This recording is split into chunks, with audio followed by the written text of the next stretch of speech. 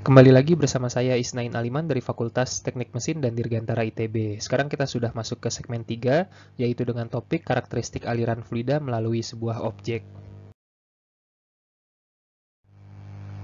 Nah, pada segmen ini kita akan membahas terfokus pada suatu objek yaitu plat datar dan juga ini adalah suatu benda yang berbentuk lingkaran ya.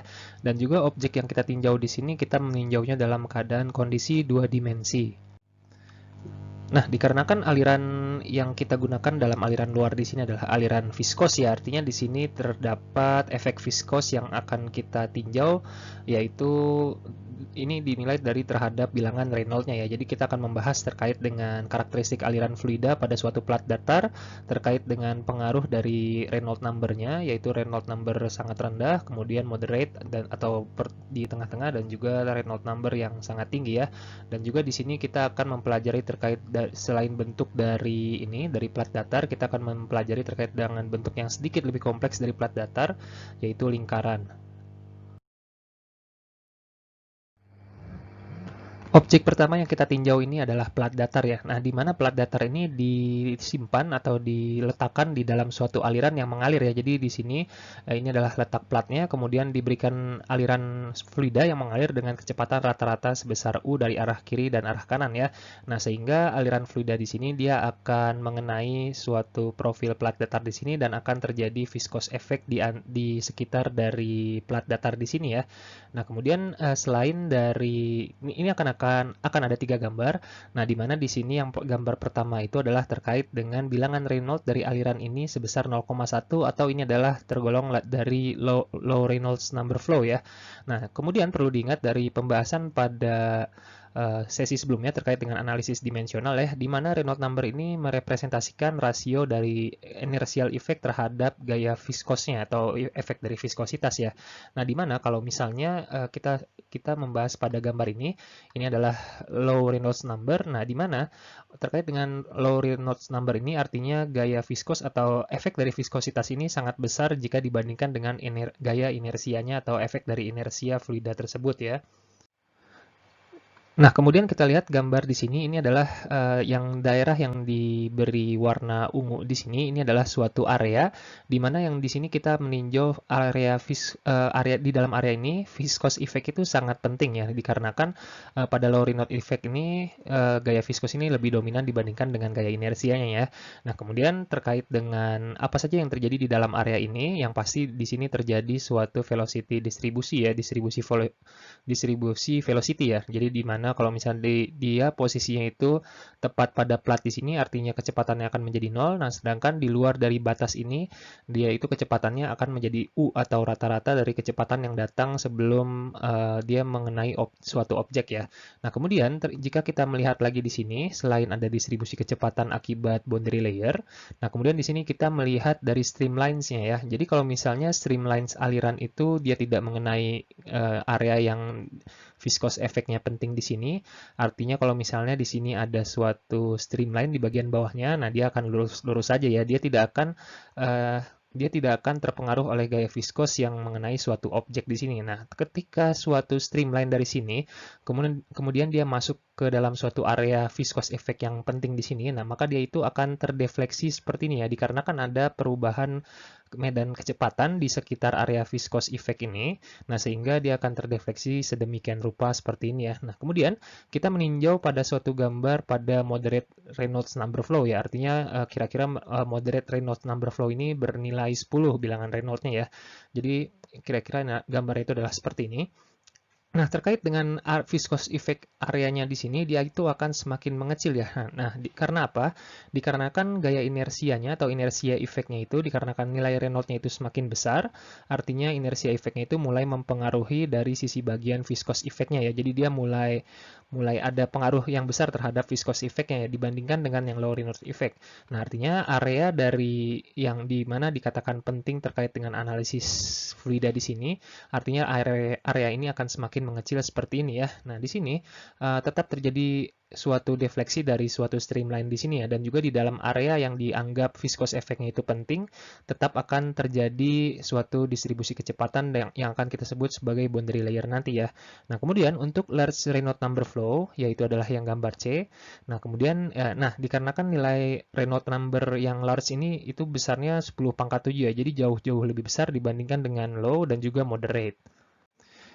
Nah, terkait dengan area dari viscous effect yang penting di sini, dia pun akan semakin mengecil dan bahkan besarnya. Jadi area ini akan disebut sebagai boundary layer ya. Nah, di mana tebal dari boundary layer ini disebut sebagai delta, dan juga delta ini dia itu sangat kecil jika dibandingkan dengan panjang dari suatu plat datar di sini ya. Nah, kemudian apa yang terjadi di dalam profil dari boundary layer ini, dan tentunya yang pasti dia itu akan tetap mengalami suatu distribusi kecepatan ya. Jadi oleh karena itu, untuk terkait dengan area di dalam boundary layer ini sangat terkait dengan viscous effect ini sangat penting ya. Jadi karena viscous effect ini akan menyebabkan suatu distribusi velocity seperti ini, dan juga analisis terkait dengan shear stress-nya pun akan mempertimbangkan dari tebal lapisan batas yang akan dipelajari pada kuliah mekanika fluida ya, yaitu dengan topik boundary layer atau lapisan batas. Jadi untuk materi di sini kita tidak akan mempelajari lebih dalam terkait dengan boundary layer, tetapi konsep dari boundary layer ini tetap akan diberikan. Nah, kemudian pembahasan terkait dengan area efek important di sini, atau yang kemudian kita sebut sebagai boundary layer ya. Ini kita ubah dari flat plate di sini menjadi objek yang lebih kompleks ya, yaitu adalah sirkular atau lingkaran seperti ini ya. Ini adalah circular cylinder dalam bentuk 2 dimensi. Nah, di mana pada gambar A di sini ini adalah low Reynolds number ya. Nah, jadi di sini low Reynolds number itu kira-kira 0,1 ya. Nah, terkait dengan low Reynolds number, nah berarti di sini efek dari bagian viskositasnya itu sangat mempengaruhi jika dibandingkan dengan gaya inersianya atau inersia efeknya ya.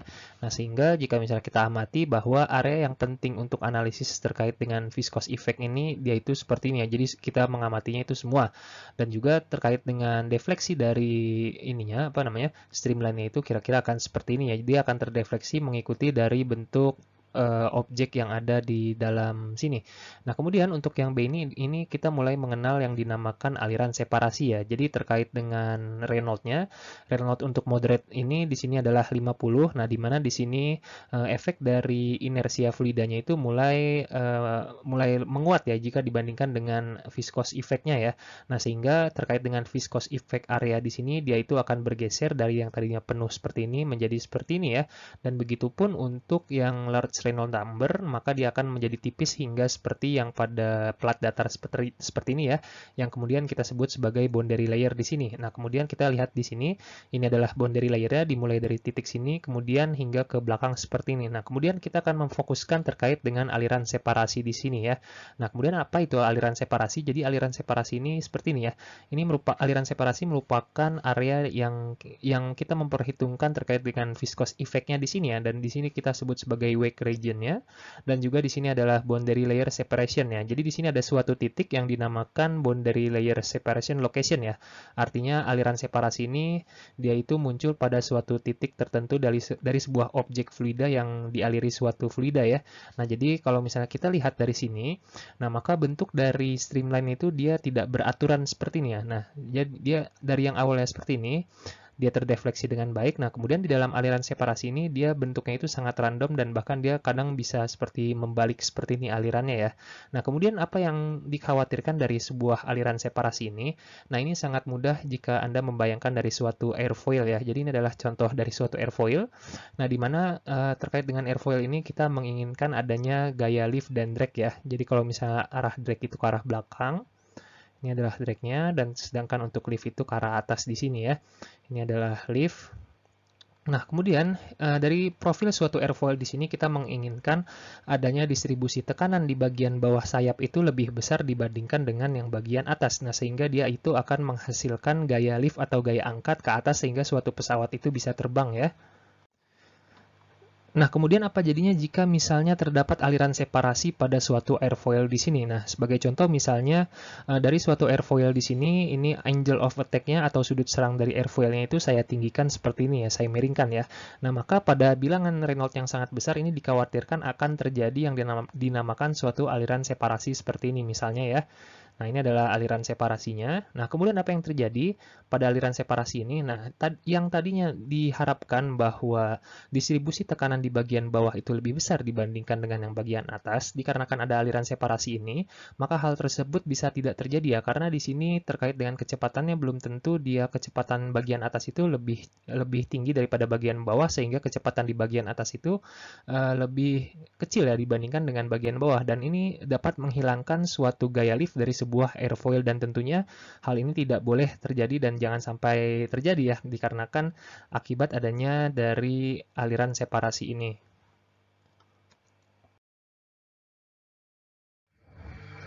Kira-kira seperti itu materi dari segmen 3 dengan topik karakteristik aliran fluida melalui sebuah objek.